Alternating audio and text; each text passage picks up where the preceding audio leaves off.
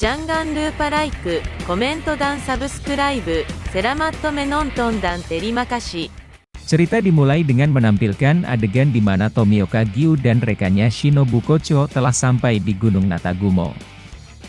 Di sana mereka menemukan para Mizunoto yang telah tewas oleh Oni karena gagal menyelesaikan misinya.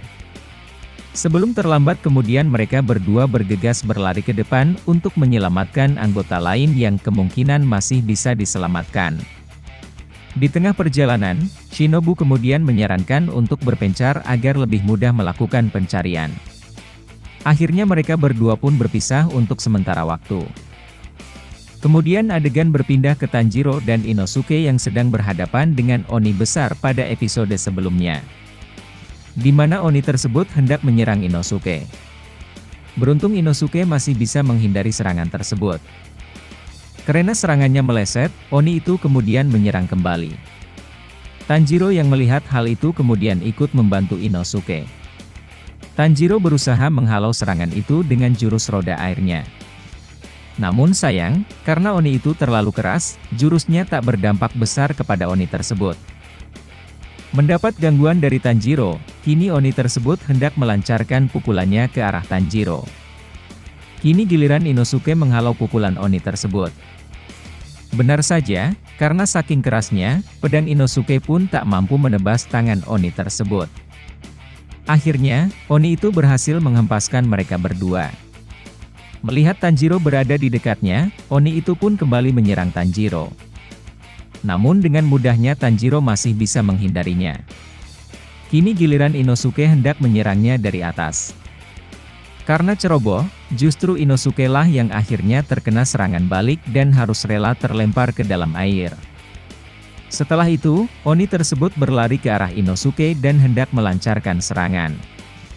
Karena belum siap, Inosuke pun berusaha berlari menghindarinya sembari mencari celah untuk menyerang. Melihat Inosuke yang sedang dikejar, Tanjiro pun berusaha memikirkan sebuah cara untuk membantu Inosuke. Tanjiro akhirnya mencoba menebas sebuah pohon besar. Dan benar saja, cara itu berhasil karena batang pohon yang ia tebas itu akhirnya berhasil menimpa Oni tersebut dan membuatnya tersungkur.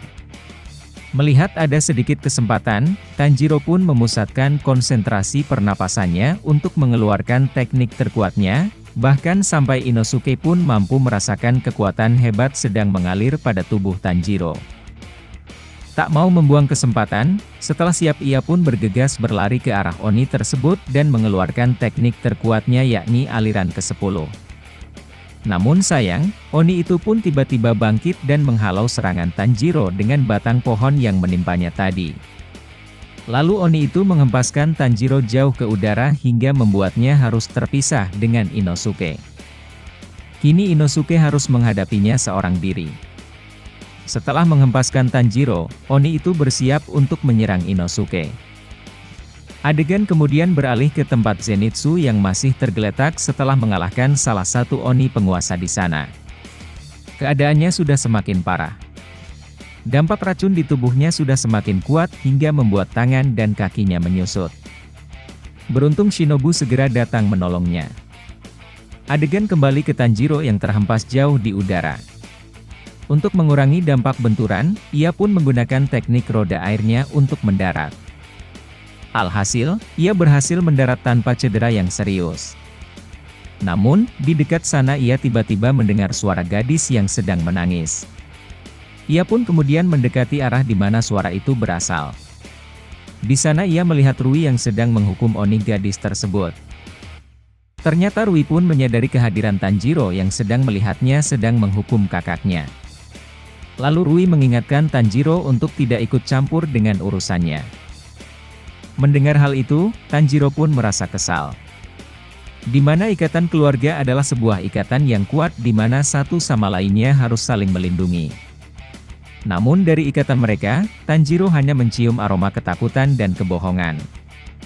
Mendengar ucapan Tanjiro, Oni perempuan itu pun merasa kaget karena apa yang Tanjiro ucapkan memang benar adanya di mana ikatan para Oni tersebut merupakan kebohongan. Rui pun memasang muka tak suka setelah mendengar ucapan Tanjiro tadi. Lalu entah bagaimana caranya, tiba-tiba salah satu Mizunoto yang selamat hadir di antara mereka. Ia mengatakan akan membunuh Rui beserta kakaknya secara bersamaan. Mendengar perkataan pemuda itu, Rui pun seketika menjadi marah. Dan saat pemuda itu hendak menyerang Rui, Rui pun melancarkan serangan benang laba-laba dari tangannya.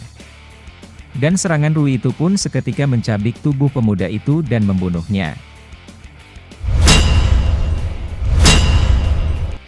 Melihat kekuatan Rui, Tanjiro merasa kaget karena hanya dengan sekejap Rui telah berhasil membunuh manusia.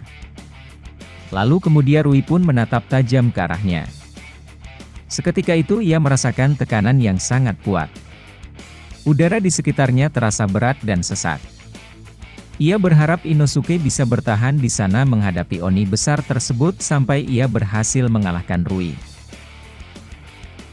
Adegan pun kembali beralih ke Inosuke yang sedang bersembunyi dari kejaran Oni raksasa sambil memikirkan bagaimana cara menebas lehernya yang keras.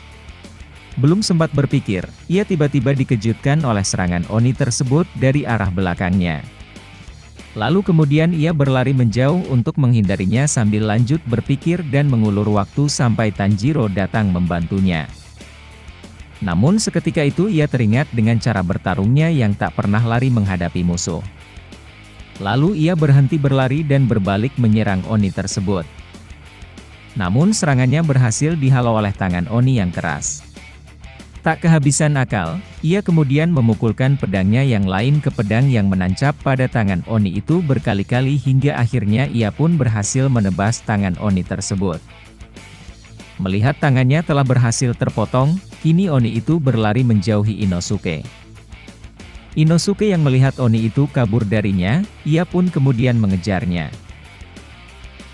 Adegan pun beralih ke tempat Tanjiro, di mana Rui memulai pertarungan dengan mengeluarkan jurus benang laba-labanya dan berhasil melukai wajah Tanjiro. Lalu setelah itu Rui berkata akan menyiksa dan mencabik-cabik dahulu tubuh Tanjiro sebelum ia membunuhnya.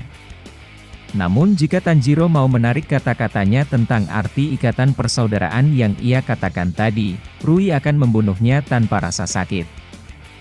Namun Tanjiro tetap bersikeras jika arti sebuah ikatan yang Rui katakan itu adalah salah. Sontak mendengar hal itu, Rui menjadi semakin marah. Adegan kemudian kembali ke tempat Inosuke berada. Ia masih berlari berputar-putar untuk menemukan tempat persembunyian Oni tersebut. Namun larinya terhenti karena ia mulai merasakan rasa sakit akibat luka-luka yang ia terima pada pertarungan sebelumnya.